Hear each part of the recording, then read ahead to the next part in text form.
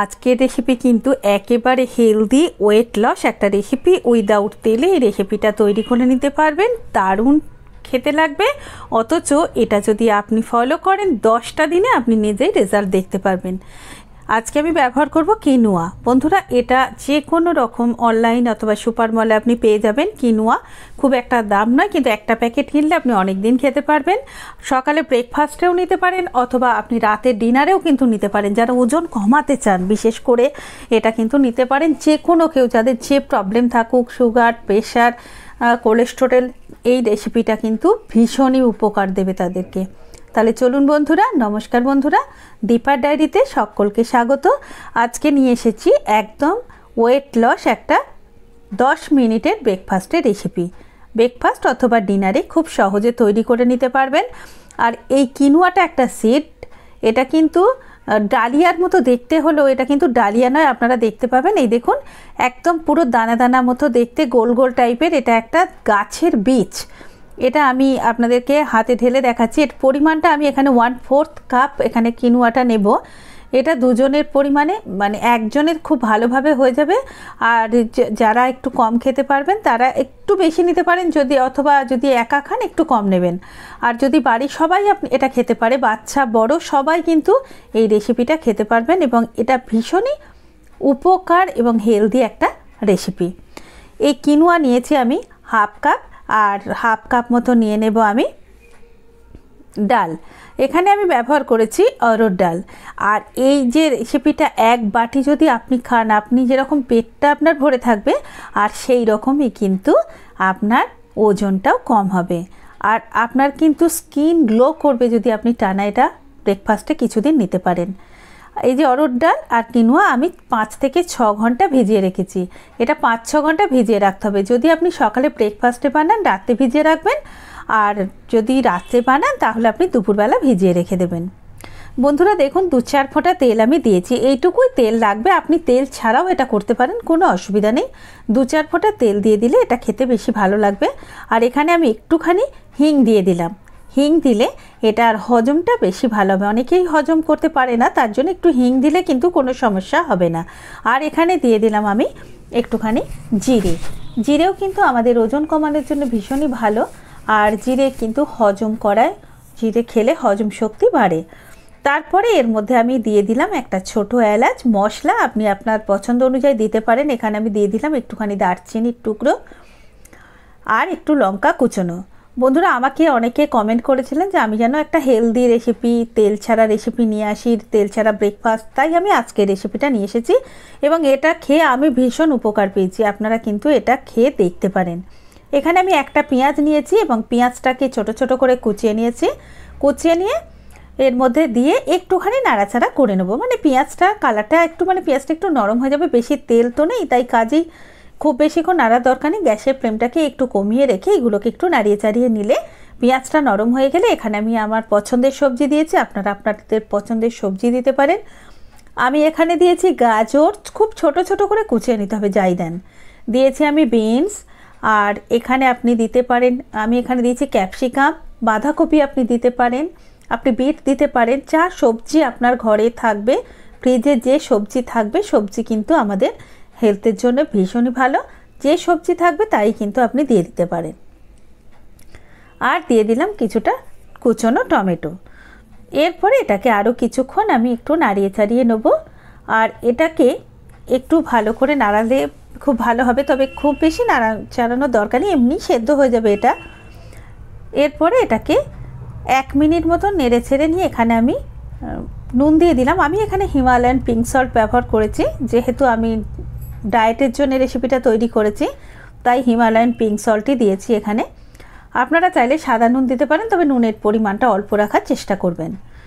আর এই রেসিপিটা যদি আপনারা 10টা দিন খান, সকালে ব্রেকফাস্টের সাথে একটুখানি বাইরের খাবারটা কম খান, যদি বাড়ির রান্না খান, ব্রেকফাস্টে শুধু এটা অথবা ডিনারে এটা যদি রাখেন, একটা মিল যদি এটা রাখেন, আপনার কিন্তু আমি গ্যারান্টি দিচ্ছি আপনার 2 থেকে 3 কেজি ওজন 10 দিনে কমবে।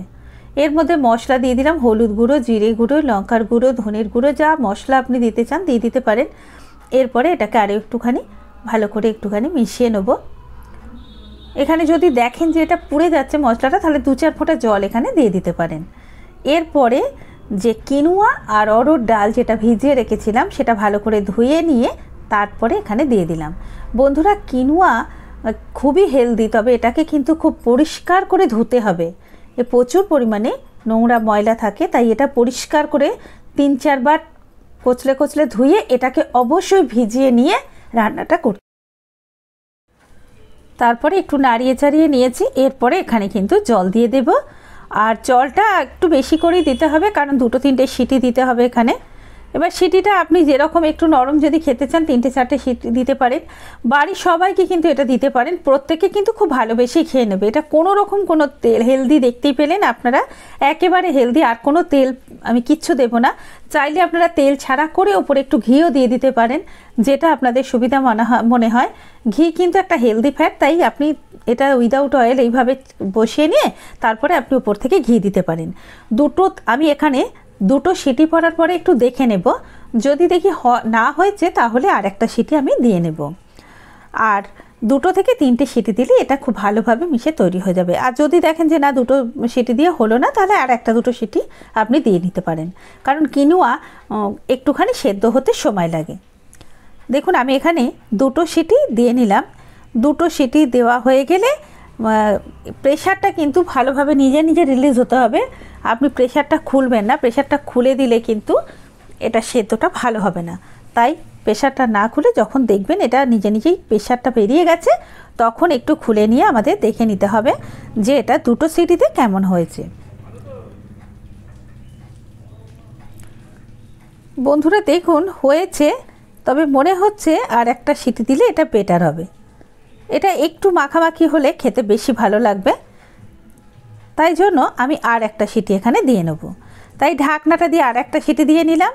আর একটা সিটি দেওয়ার পরে কিন্তু এটা খুব ভালোভাবে তৈরি হয়ে গেছে। দেখুন একদম সুন্দরভাবে তৈরি হয়ে গেছে। এইবারে আমি এটাকে সার্ভ করে দেবো। দেখুন, তাহলে আমি এখানে 3টে সিটি দিলাম। সিটিটা আপনি একটু বুঝে শুনে দেবেন। এবারে আমি এটাকে সার্ভ করে দেবো। আর এটা খেতে ভীষণ ভালো লাগবে। যারা খিচুড়ি খেতে ভালোবাসেন তাদের তো ভীষণ পছন্দ হবে এই জিনিসটা। এতটা টেস্টি, আপনি ভাবতে পারবেন না যে এর মধ্যে চাল বলে কিছু নেই।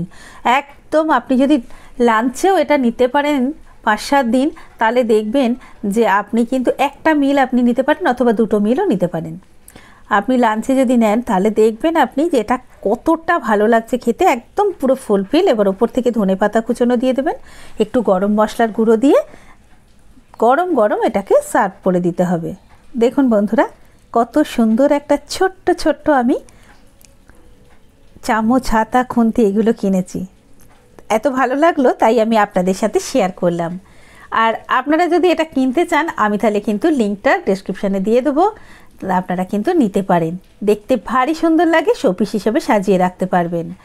ঠিক দেখুন আমি এরকম ছোট্ট ছোট্ট জিনিস আমার ভীষণ পছন্দের, তাই আমি এগুলো কিনেছি। এবারে চলুন বন্ধুরা সার্ভ করে দিই।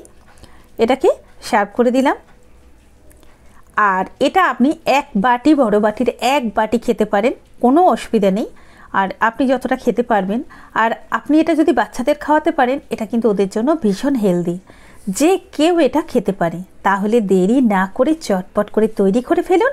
আর কেমন লাগলো রেসিপিটা অবশ্যই করে আমাকে জানাবেন। একদিন হলেও অন্তত তৈরি করে খান, আর ভালো লাগলে অবশ্যই সঙ্গে থাকবেন। দেখুন কতটা সুন্দর, এর ওপরে যদি একটু ঘি ছড়িয়ে দেন সেটা খেতে আরও ভালো লাগবে। দেখুন, তাহলে দেরি না করে বন্ধুরা চটপট করে বানিয়ে ফেলুন আজকের আমার এই রেসিপিটা। ভালো থাকবেন, সুস্থ থাকবেন। খুব তাড়াতাড়ি আবার ফিরবো নতুন আবার একটা ভিডিও নিয়ে। আর এতক্ষণ আমার সঙ্গে থাকার জন্য অনেক অনেক ধন্যবাদ।